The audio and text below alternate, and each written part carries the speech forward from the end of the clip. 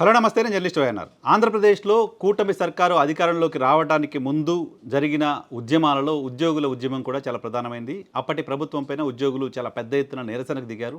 So ఉద్యోగులు నిరసన దిగడానికి కారణమైంది అప్పుడు సిపిఎస్ విధానాన్ని రద్దు చేస్తానంటూ జగన్మోహన్ రెడ్డి ఎన్నికలకు ముందు హామీ ఇచ్చి అధికారంలోకి వచ్చిన తర్వాత సిపిఎస్ విధానాన్ని రద్దు చేయలేదనే ఆందోళన అనేక మంది ఉద్యోగుల్లో కనపడింది. దాంతోపాటు ఉద్యోగులకు సంబంధించిన పిఎఫ్ డబ్బులు, మిగతా డబ్బుల్ని ప్రభుత్వం వాడుకుంటోంది. ఉద్యోగులకు సంబంధించిన రిటైర్మెంట్ బెనిఫిట్స్కి సంబంధించిన అమౌంట్ని కూడా ప్రభుత్వం వాడేస్తోంది అంటూ ఉద్యోగులు ఆందోళన వ్యక్తం చేస్తూ వచ్చారు. సో ఉద్యోగులకు సంబంధించిన రిటైర్మెంట్ బెనిఫిట్స్ ఆలస్యం కావడం కూడా అప్పుడు ఉద్యోగులలో ఆందోళనకు కారణమైంది. దాంతోపాటు పిఆర్సీ, డిఏల అంశానికి సంబంధించి కూడా ఉద్యోగులు ప్రభుత్వం పైన పోరాటం చేస్తూ వచ్చారు. ఈ అంశంలో నిజాయితీగా మేము చేయగలిగేది మాత్రమే చెప్తున్నాం, చేయలేనిది మేము చెప్పలేమంటూ ఉద్యోగుల్ని కన్విన్స్ చేసే ప్రయత్నమే ప్రభుత్వం చేసింది తప్ప ఉద్యోగులు కోరిన అన్ని డిమాండ్లని అప్పటి ప్రభుత్వం నెరవేర్చే ప్రయత్నం చేయలేదు. ఈ నేపథ్యంలోనే ఉద్యోగులు విజయవాడ కేంద్రంగా ఒక భారీ ర్యాలీని, నిరసనకు పిలుపునిచ్చారు. రాష్ట్ర వ్యాప్తంగా ఉన్న అనేక మంది ఉద్యోగ సంఘాలకు సంబంధించిన నేతలు, ఉద్యోగులు పెద్ద ఎత్తున విజయవాడకు చేరుకుని నిరసన తెలపడం కూడా చూశాం గత ప్రభుత్వంలో. ఆ స్థాయిలో ఉద్యోగులు గత ప్రభుత్వం పైన నిరసన వ్యక్తం చేస్తూ వచ్చారు. వీళ్ళంతా కూడా ఆ ప్రభుత్వానికి వ్యతిరేకంగా పనిచేశారు, వ్యతిరేకంగా ఓటేశారు తరహా ఇంప్రెషన్ గడిచిన ఎన్నికల సందర్భంగా చూశాం.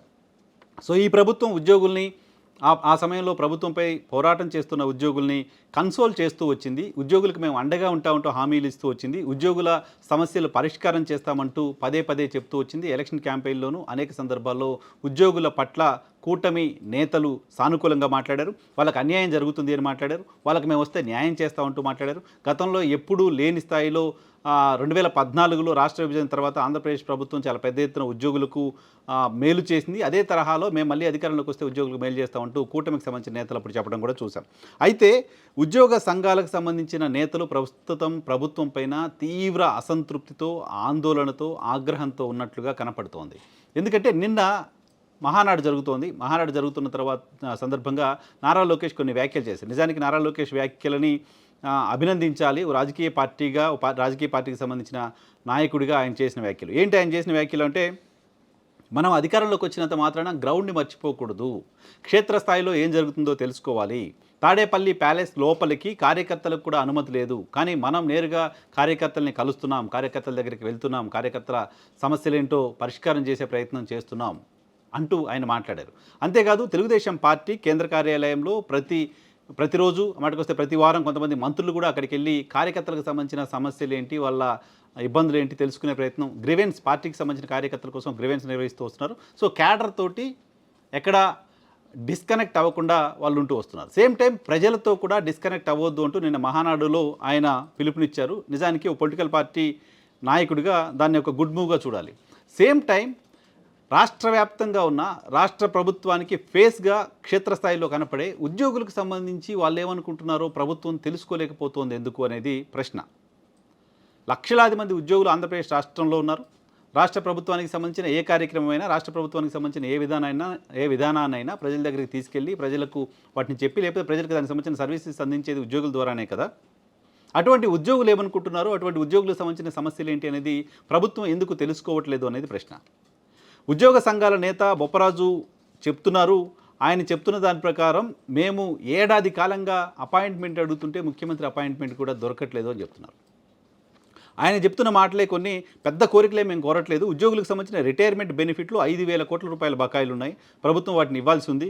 కూటమి సర్కారు ఉద్యోగులకు అనేక హామీలు ఇచ్చింది, కానీ 5,000 కోట్ల రూపాయల బకాయిల్ని ఇప్పటివరకు చెల్లించట్లేదు అని చెప్తున్నారు.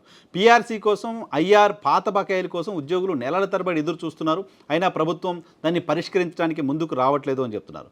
ఇక ఉద్యోగుల బకాయిల్లో కేవలం 10% మాత్రమే ఇప్పటివరకు ఇచ్చారు. ఇంకా 4 డిఏలు పెండింగ్లో ఉన్నాయి. పీఆర్సీ కమిషన్ వేయడానికి కూడా ఎందుకు ఆలస్యం చేస్తున్నారు అంటూ బొప్పరాజు ప్రశ్నిస్తున్నారు. చాలా రాష్ట్రాల్లో పీఆర్సీ కోసం, డిఏల కోసం కోర్టులకు వెళ్ళి కూడా ఉద్యోగులు ప్రభుత్వాలపైన ఫైట్ చేస్తున్నారు.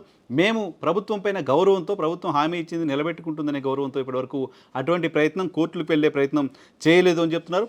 రిటైర్డ్ ఉద్యోగులకే ప్రభుత్వం 6-7 వేల కోట్ల రూపాయల బకాయిలు ఉంది అని చెప్తున్నారు. ఉద్యోగులకు మొత్తంగా దాదాపు 20,000 కోట్ల రూపాయలు ప్రభుత్వం బకాయి పడింది. సో 20,000 కోట్ల రూపాయలు నంబర్ ప్రభుత్వానికి పెద్దది కావచ్చు, కానీ అనేక లక్షల మంది ఉద్యోగులకు సంబంధించిన life time earnings, life time వాళ్ళు రిటైర్మెంట్ తర్వాత వాళ్ళ భవిష్యత్తు ఏంటి, వాళ్ళ జీవితం ఏంటి అనేది ఈ డబ్బులపైన ఆధారపడి ఉంటుంది. వీటిని పెండింగ్లో పెడతా ఎట్లా, వీటిని తక్షణం రిలీజ్ చేయాలి కదా అని చెప్తున్నారు. ఒక చిన్న ఎగ్జాంపుల్ కూడా ఆయన చెప్తున్నారు. ఇటీవల అనారోగ్యానికి గురైన ఒక ఉద్యోగి చికిత్స కోసం 5 లక్షల రూపాయలు ఖర్చు చేస్తే ప్రభుత్వానికి బిల్లు పెడితే 90,000 రూపాయలు చెల్లించారు. 5 లక్షల రూపాయల బిల్లుకి 90,000 రూపాయలు చెల్లిస్తే ఏ రకంగా ఆ ఉద్యోగి సస్టైన్ అయ్యే పరిస్థితి ఉంటుంది. కాబట్టి ప్రభుత్వం దృష్టికి ఈ సమస్యలన్నింటినీ తీసుకెళ్దామంటే, ప్రభుత్వంతో మాట్లాడదామంటే కనీసం ఒక అపాయింట్మెంట్ కూడా ఇవ్వట్లేదు. అపాయింట్మెంట్ కూడా ఇవ్వని పరిస్థితికి కారణం ఏంటో ప్రభుత్వమే సమాధానం చెప్పాలి. అపాయింట్మెంట్ ఇస్తే మన సమస్యలు చెప్తే వాటిని పరిష్కరించే పరిస్థితిలో లేదు కాబట్టి కాలయాపన చేయాలనుకుంటున్నారా, లేకపోతే ఉద్యోగులకు హామీలు ఇచ్చేసాం వదిలేద్దాం అనుకుంటున్నారా, ఏంటో తేలాల్సిన అవసరం ఉంది. ప్రభుత్వం స్పందించకపోతే, ముందుకు రాకపోతే, అపాయింట్మెంట్ ఇవ్వకపోతే, సమస్యలు పరిష్కరించకపోతే రాష్ట్ర వ్యాప్తంగా ఆందోళనకు దిగటానికి కూడా వెనకాడబోమంటూ రెవెన్యూ ఉద్యోగుల సంఘానికి సంబంధించిన నేతగా ఉన్న బొప్పరాజు వెంకటేశ్వర్లు చెప్తున్నారు. గతంలో కూడా ఉద్యోగులకు సంబంధించిన ఉద్యమాన్ని బొప్పరాజు వీళ్ళంతా లీడ్ చేస్తున్న పరిస్థితిలో సో ప్రభుత్వం ఎలా రెస్పాండ్ అవుతుంది అనేది చూడాలి. అపాయింట్మెంట్ ఇవ్వలేదు అనే ఆరోపణకు అది ఆరోపణ నిజమా అనేది కూడా ప్రభుత్వం వైపు నుంచి ఆన్సర్ రావాల్సి ఉంది. Thank you.